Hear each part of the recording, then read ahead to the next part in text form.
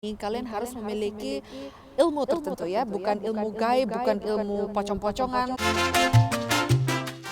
Hai teman-teman, welcome back to Marilyn's Vlog. Semoga kalian hari ini dalam keadaan yang sehat walafiat ya. Buat kalian yang penasaran saya lagi ada di mana, saya berada di outdoor area dekat air dan taman. Di sini saya lagi duduk berjemur di bawah sinar matahari yang hangat. So this is my bag, my purse, sunglasses. Dan saya berada di taman ini sendiri, so it's safe, 100%. Oh ya, buat teman-teman yang baru bergabung, aku ucapin selamat bergabung di channel ini.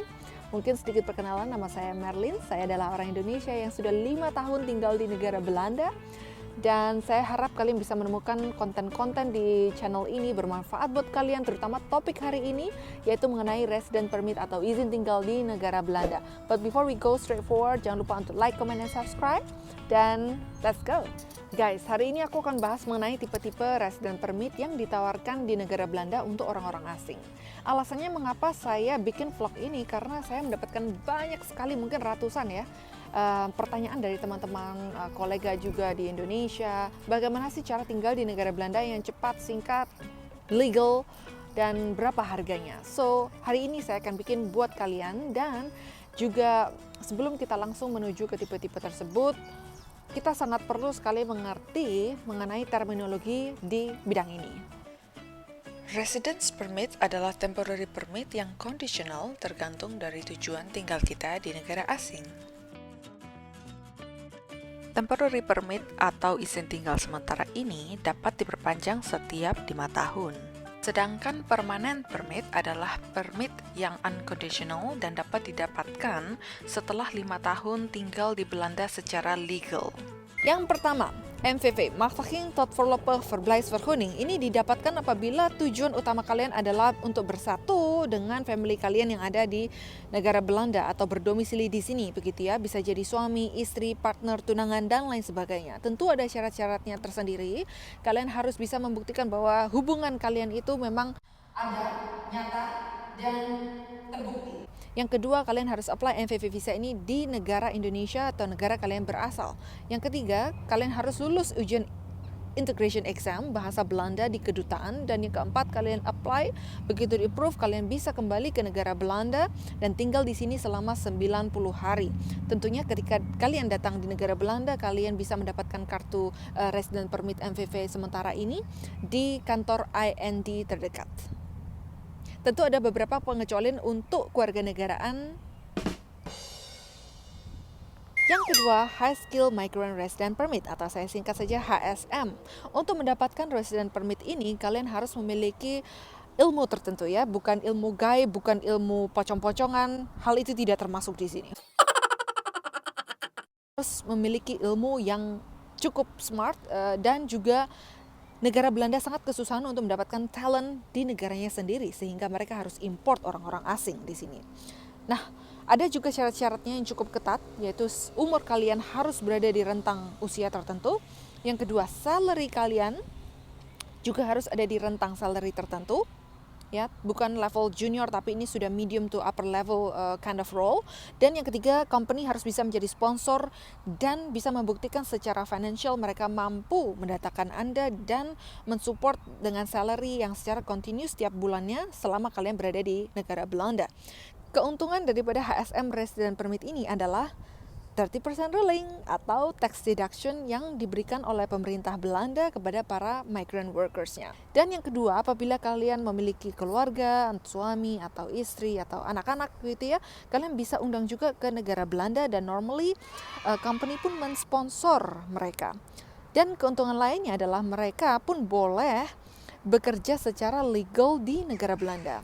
So it's very appealing guys. Buat para student yang baru saja lulus atau akan lulus dari universitas-universitas di Belanda, you have the right to apply for search your resident permit. Dan ini berlaku selama 1 tahun ya.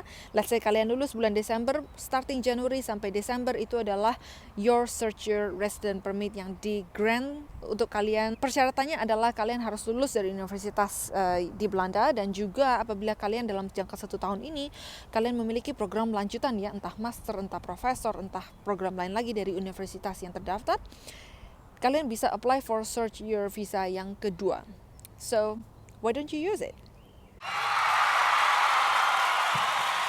Why don't you use it? Selanjutnya adalah Independent Resident Permit. Hal ini hanya bisa didapatkan apabila kalian sudah stay di negara Belanda secara berturut-turut selama 5 tahun ya, tidak pernah broken sama sekali. So, let's say kalian sudah tinggal di negara Belanda 5 tahun bersama partner kalian atau suami atau istri dan kalian ingin berpisah dengan resident permit yang kalian miliki secara independen.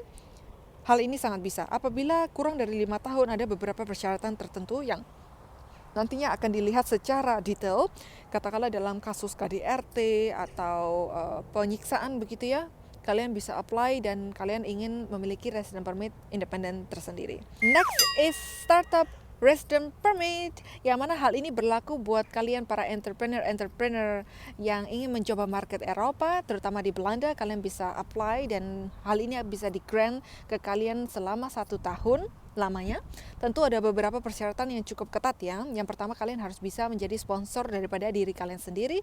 Kalian harus establish startup kalian di negara Belanda. Yang ketiga, secara financial, kalian harus bisa membuktikan selama setahun kalian memiliki money yang cukup begitu. Dan apabila kalian memiliki backing atau dorongan daripada institusi startup di Belanda atau di Eropa, itu akan menjadi hal yang plus point lagi. Next is permanent resident permit, yang mana paling cocok buat kalian yang berpikiran untuk tinggal di negara Belanda lebih lama lagi atau bahkan merubah kewarganegaraan kalian. Syaratnya adalah kalian harus tinggal di negara Belanda selama 5 tahun berturut-turut dan kalian tidak memiliki bad record sama sekali ya selama tinggal di sini, dan juga kalian harus lulus ujian integration exam bahasa Belanda yang kedua di negara Belanda.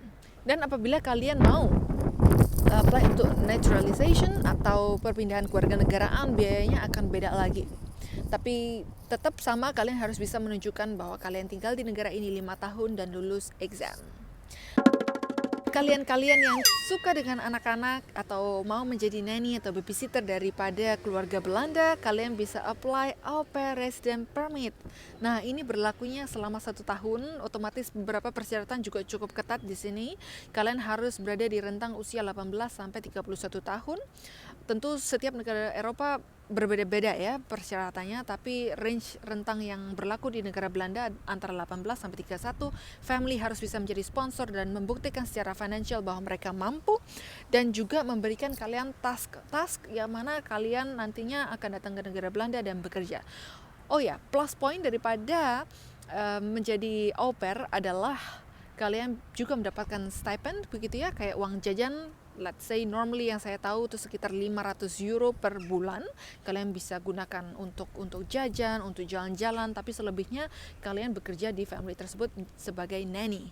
Nanti yang akan tercantum di resident permit kalian itu adalah cultural exchange visa, bukan au pair visa. Dan itu berlaku selama 1 tahun. Otomatis kalau menjadi au pair, kalian harus bekerja selama 30 jam per minggunya begitu ya, dengan 2 hari off day berturut-turut.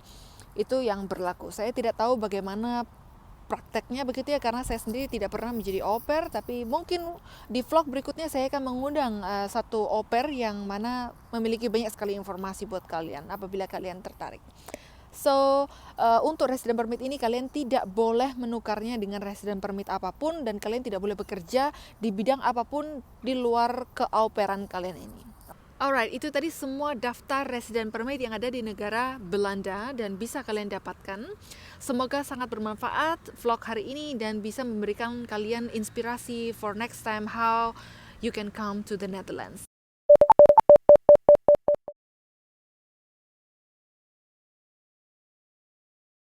For now, sampai di sini saja dulu. Don't forget to like, comment, and subscribe, and bye-bye!